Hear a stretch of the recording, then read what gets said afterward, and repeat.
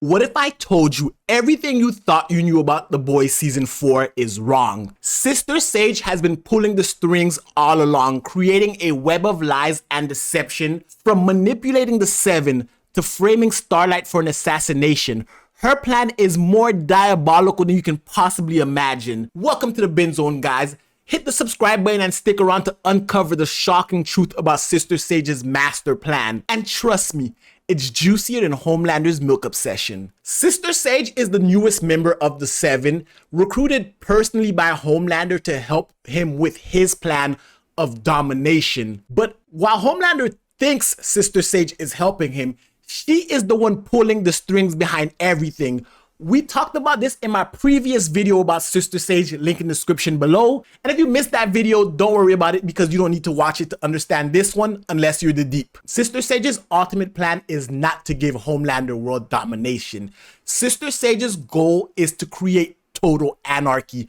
Throughout this entire season, Sister Sage has been setting up both sides for an ultimate confrontation, manipulating the Seven and manipulating the boys, putting them in various situations where both sides have to fight. We get an early look at this at the beginning of the season when Sister Sage at Homelander's trial manipulates the Starlighters as well as Homelander's side to fight in open public.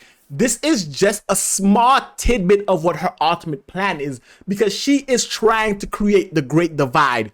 Did it occur to you that it is harder to stage a fucking coup with a million eyes on me? Popularity is power, sister. It's a prison. Listen, it's gonna be great. Homelander thinks he's in control, but she's playing 4D chess while he's out here trying to figure out how to play checkers. We found out in episode 7 of season 4 that Sister Sage knew A-Train was the leak the entire time. I said that in the first video about Sister Sage, but using him as the leak, it goes back to the history that they had together. From the very beginning, we knew Sister Sage was a member of Teenage Kicks, along with A-Train. And from the moment Ashley was explaining who she was, A-Train stood up against taking Sister Sage like he had previous beef with her.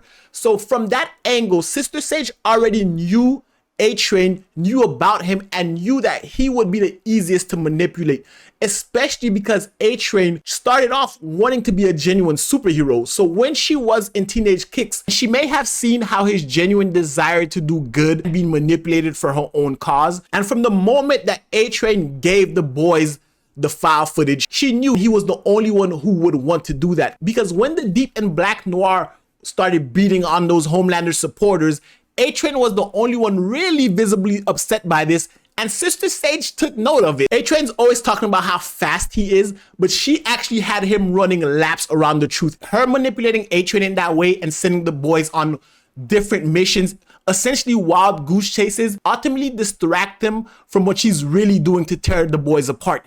And that is targeting Starlight. From the very beginning of the season, Starlight and her Starlighters are the ideals of what the boys want to see as a group of supes.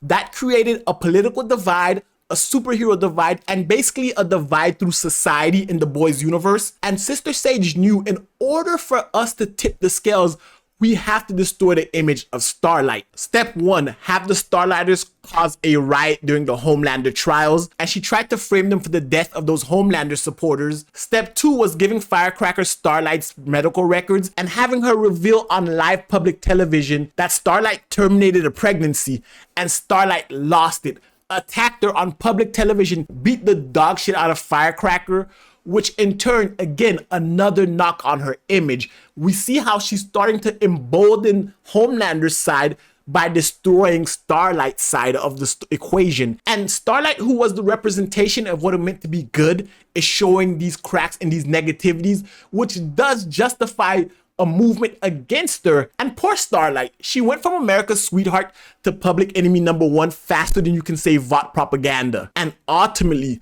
the last part 3, the last stage of Sister Sage's plans is to use the chameleon shapeshifter from episode 7 to assume Starlight's identity and assassinate President Singer. You see, initially we thought the plan was once Singer became president, Newman would use her powers to kill Singer and then she becomes the president. But that's a peaceful transition. Imagine, however, now Starlight shot and assassinated the president. Not only would Newman get to assume the presidency, she would have the support of everyone on Homelander's side against Starlight and her Starlighters. This part of the plan wasn't divulged to Homelander because we found that in episode 7 of season 4, Homelander didn't know A-Train was the leak. Homelander doesn't know about the chameleon shapeshifter who's assumed Starlight's identity. So Sister Sage is allowing Homelander to think that Newman is going to be the one to use her powers.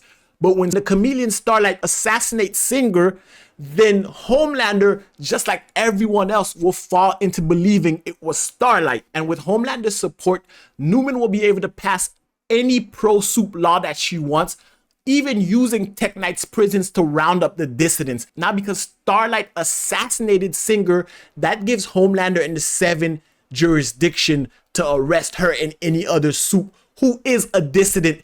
And then it goes from soups to people without powers, and now Homelander gets to imprison everyone in Tech Knight's prison camps, creating internment concentration camps for everyone who doesn't believe in his side. But because it's Homelander, and because the boys are going to know it was false, they can raise a counter-revolution and start total anarchy. It's gonna be all-out war. But the real question is, why is Sage doing this? Laser me. But I'm guessing you need me in my party trick for something.